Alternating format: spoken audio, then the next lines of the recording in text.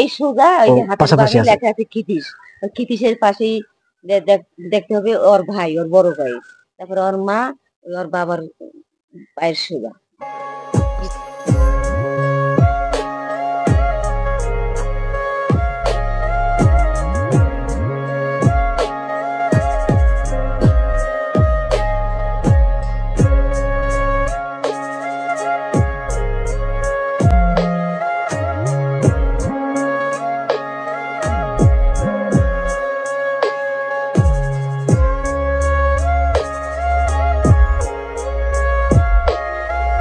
একজন মানুষ যিনি কোটি মানুষের হৃদয়ে আজও বেঁচে আছেন তার কণ্ঠের মাধ্যমে। আজ আমরা এসেছি সেই কিংবদন্তির চিরনিদ্রার ঠিকানায়, যাকে বাংলা গানের প্লেব্যাক সম্রাট বলা হয়।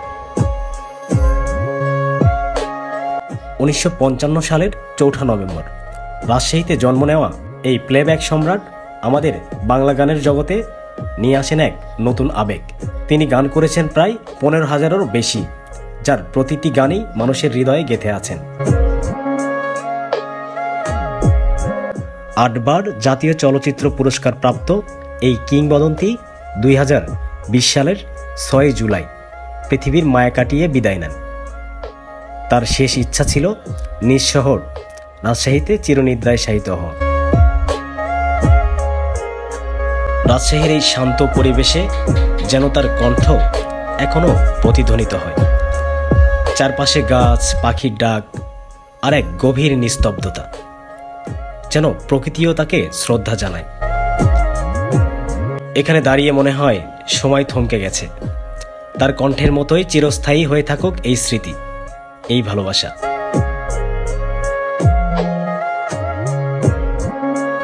এন্দ্রকিশোর স্যার আমাদের মাঝে নেই, কিন্তু তার গান আমাদের সঙ্গে আজীবন থাকবে। এখানে রাজশাহীর এই শান্ত পরিবেশে যেন প্রকৃতিও থমকে দাঁড়িয়ে শ্রদ্ধা জানায়। বাতাসের মাঝে ভেসে বেড়ায় এক অতল স্মৃতি, যেন প্রতিটি গাছ জানে তার কোনো না কোনো গানের কথা। সমাধির পাথরে লেখা নেই তার প্রতিটি কীর্তি, কিন্তু আমাদের হৃদয়ে লেখা আছে, থাকবে চিরকাল। আমিও তার একজন অন্ধ ভক্ত ছিলাম। তার সমস্ত সৃষ্টি, তার সমস্ত গান আমার ভালো লাগতো। আমি এখনো তার অনেক অ্যালবাম আমার সংগ্রহে রেখেছি, এখনো অনেক গান আমি তার শুনি। তার আমার অনেক অনেক অনেক অনেক পছন্দের গান আছে, যেগুলো আমি জীবনের শেষ সময় পর্যন্ত হয়তোবা ছাড়তে পারবো না। আমার নাম প্রতিনিয়ত। আর মায়ের নাম ওই জায়গায় আছে, মানে এখানে তো মানে জানতে পারলে তো দেখতে পাবো, তাই জন্য বললাম। এই সোজা ওই যে হাতের বামে লেখা আছে ক্ষিতীশ, ক্ষিতীশের পাশেই দেখতে হবে ওর ভাই, ওর বড় ভাই, তারপর ওর মা, ওর বাবার পায়ের সোজা। বন্ধুরা, আমি এখন যাচ্ছি এন্দ্রকিশোর স্যারের বাবা এবং মায়ের কবর দেখতে। তাদেরকেও এই রাজশাহীতেও সমাধি দেওয়া হয়েছে।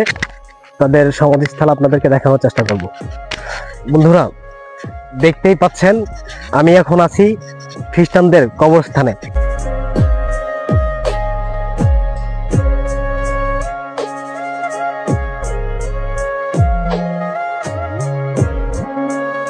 আমাদের অনেক আনন্দের মুহূর্ত, কান্নার রাত কিংবা ভালোবাসার গল্প কোনো না কোনো গান দিয়ে ছুঁয়ে গেছেন এন্দ্রকিশোর।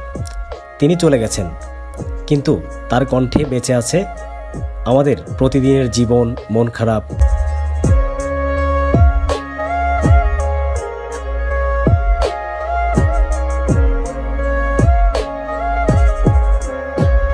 সমাধি হয়তো নিস্তব্ধ, কিন্তু কিছু নীরবতা কানে নয়, হৃদয়ে কথা বলে। এন্দ্রকিশোর আমাদের মাঝে নেই, কিন্তু তার কণ্ঠ এখনো ভাসে, সকালে রোদের মতো, বিকেলে গোধূলি সুরের মতো। আজ আমরা শুধু একজন শিল্পীকে নয়, এক যুগ, এক অনুভব, এক ভালোবাসাকে স্মরণ করলাম।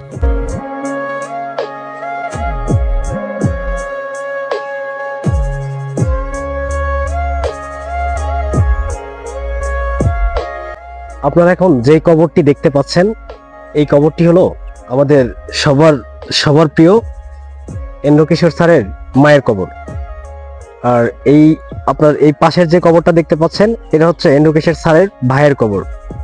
আর বলা হয় যে এই কবরটা হচ্ছে এন্ড্রু কিশোর স্যারের বাবার কবর। তাদের প্রায় পাশাপাশি কবরস্থ করা হয়েছে। এখানে 3টা কবর পাশাপাশি দেখতে পাচ্ছেন যে তাদের পাশাপাশি রাখা হয়েছে।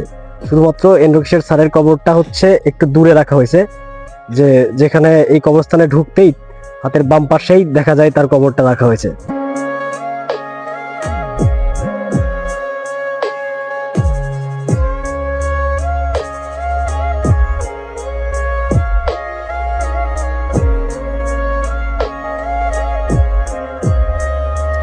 এন্ড্রু কিশোর বাংলা গানের এক জীবন্ত ইতিহাস, যিনি শুয়ে আছেন নীরবতায়, কিন্তু তার কণ্ঠ আজও কথা বলে আমাদের সবার মাঝে।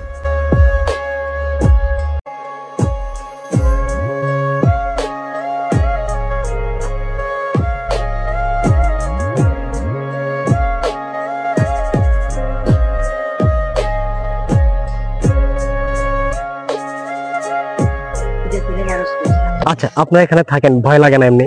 না, হাসি লাগে। না না, একটা কথা ভেবে আমার গায়ে কাটা দিয়ে উঠছে। যে মানুষটা কোটি কোটি মানুষের ভালোবাসা কুড়িয়েছেন, যে মানুষটা কোটি কোটি মানুষের মন জয় করে আছেন, সেই মানুষটা আজ এখানেই এই রাজশাহীর মাটিতেই শায়িত আছেন। আজকে খুব খুশি এবং সেই সাথে খুব আনন্দিত। 2020 সালে যখন তাকে করোনার সময় দাফন করা হয় রাজশাহীতে, আমার ইচ্ছা ছিল আমি এখানে আসব, কিন্তু দেশের পরিস্থিতি স্বাভাবিক না থাকার কারণে আমি তখন এখানে আসতে পারিনি। আমি তখন থেকেই আমার চিন্তা ভাবনা ছিল যে আসলে এখানে কিভাবে আসা যায় বা কখন, ঠিক সেইভাবে কখনো সময় হয়ে ওঠেনি। আর যে কারণে আমি এখানে আসতেও পারিনি বা আসা হয়নি। আজ কালক্রমে একটা কাজের, রাজশাহীতে একটা কাজে এসেছিলাম, সেই সুবাদে আমি এন্ড্রু কিশোর স্যারের সমাধিটা দেখে গেলাম আর আপনাদেরকেও দেখানোর চেষ্টা করলাম। যারা এন্ড্রু কিশোর ভক্ত আছেন অবশ্যই তার কবরে আসবেন, দেখবেন তার শেষ স্মৃতিটুকু কেমন আছে, কিভাবে আছে। এন্ড্রু কিশোর স্যারের সমাধিস্থলে দাঁড়িয়ে একটা কথা বলতেই হয়, তার গানের একটা কথা খুব বেশি মনে পড়ে যাচ্ছে। ডাক দিয়েছেন দয়াল আমারে, থাকবো না আর বেশি দিন তোদের মাঝারে। তিনি আমাদের ছেড়ে চলে গেছেন, চিরতরে বিদায় নিয়েছেন আমাদের এই জগৎ থেকে। আমরা কোটি কোটি ভক্ত যারা আছি, আমরা তাকে শ্রদ্ধা ভরে স্মরণ করি, সব সময় স্মরণ করি। এখনো তার গান বাংলার মানুষের, দেশের মানুষের, দেশের বাইরের মানুষের প্রাণ ছুঁয়ে যায়।